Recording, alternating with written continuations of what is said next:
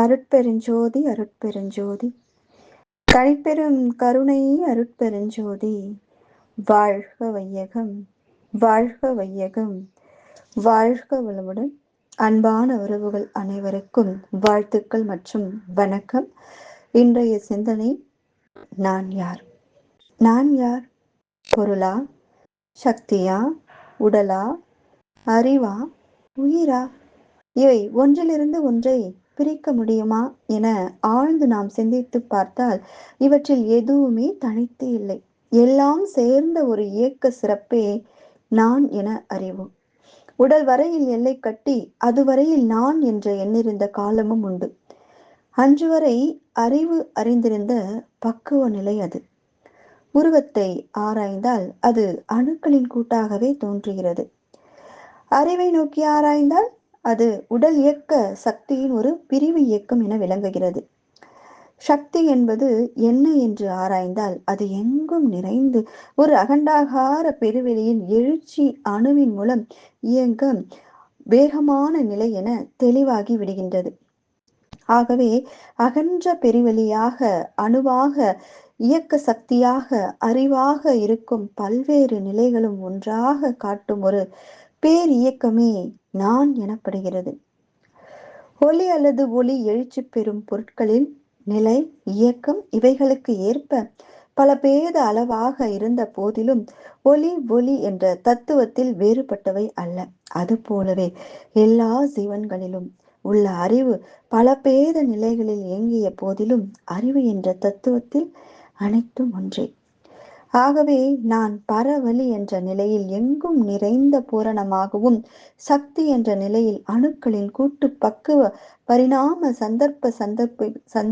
சந்திப்புகளுக்கு ஏற்ப பலவித இயக்க வேறுபாடுகளாகவும், அறிவு என்ற நிலையில் அந்தந்த ஜீவராசிகளின் புலன் அமைப்பு, தேவை, பழக்கம், சூழ்நிலை, அனுபவம் இவைகளின் பலபேதப்பட்ட நிலைகளாகவும், உருவம் என்ற நிலையில் அணுக்களின் கூடுதலுக்கு ஏற்ப பலவித அமைப்புகளாகவும் நான் இருக்கிறேன் என கொள்ளுதல் ஒரு சரியான முடிவு என கொள்ளலாம். எனவே நான் வேறு, இந்த பிரபஞ்சம் வேறு அல்ல. நான் வேறு, இந்த இயற்கை வேறு அல்ல. நான் என்பதை எதிலிருந்தும் பிரித்து எடுக்கவோ பிரித்து பேசவோ முடியாது. ஒன்றாகவும் பலவாகவும் எல்லாமாகவும் ஏக தொடர் நிலையில் இருப்பதே நான் என்பதாகும். அருப நிலையில் ஏகனாகவும், உருவ நிலையில் சிதறென்று தோன்றும் பலவாகவும், அருபத்தில் உருவங்கள் அனைத்தும் அடங்க பெற்றும், உருவங்கள் அனைத்திலும் அருவ நிலை நிறைந்தும், ஒன்றிலிருந்து ஒன்றாக பிரிக்க முடியாத அகன்ற பேர் இயக்க தத்துவமே நான் என்பதாகும். அழகா அதற்கு வேதாத்ரி ஐயா ஒரு கவி சொல்லியிருக்கார். உன்னையோ கடவுளையோ அறியவென்றால் ஒரு குறுக்கு வழி உண்டு. உள்ளுணர்ந்து தன்னை அறிந்த நிலையில் நிலைத்து வாழும் தனி கருணை வடிவமான குருவை அடைந்தால், அன்னை வயிற்று உருவாய் உடலாய் வந்த ஆதி கருவை புருவத்திடை உணர்ந்த பின்னை நீ அவ்விடத்தில் நிலைக்க உந்தன் பேதமற்ற நிலை கடவுளாகி நிற்கும் என்கிறார் நம் தத்துவ ஞானி வேதாத்ரி மகரிஷி ஐயா. கண்டிப்பாக நான் என்பதை அறிய, உன்னையே நீ அறிய, நீதான் கடவுள், நீதான் இறைநிலை என்பதை அறிய ஒரு குறுக்கு வழி இருக்கு. அதை நீ உள்ளுணர்ந்து தன்னை அறியும் நிலை வர வேண்டும். அதற்கு ஒரு குருவுடைய சேர்க்கை வேணும், குருவுடைய உயிர் சேர்க்கை வேணும் அப்படின்னு சொல்றார். தனி கருணை வடிவமான குருவிடம் சென்று நாம் அடைந்தால், அவரிடமிருந்து உயிர் கலப்பு பெற்று நாம் புருவ மத்தியில் மனதை செலுத்தி தவம் ஏற்றும் பொழுது அவ்விடத்தில் நாம் நிலைக்க நாமே அதுவாகவே வந்துள்ளோம்.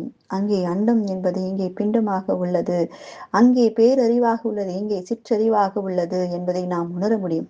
இந்த சிற்றறிவாகிய இந்த ஆன்மா பேரறிவாகிய அந்த இறைநிலையோடு இணைப்பதுதான் நம் வாழ்வின் நோக்கமே. அதற்கு முதலில் நாம் தன்னை அறிதல் வேண்டும். நான் யார் என்பதை நாம் உணர வேண்டும். நானும் இறைநிலையும் வேறு வேறு அல்ல, இரண்டுமே ஒன்றுதான் என்பதை நாம உணர்தல் வேண்டும்.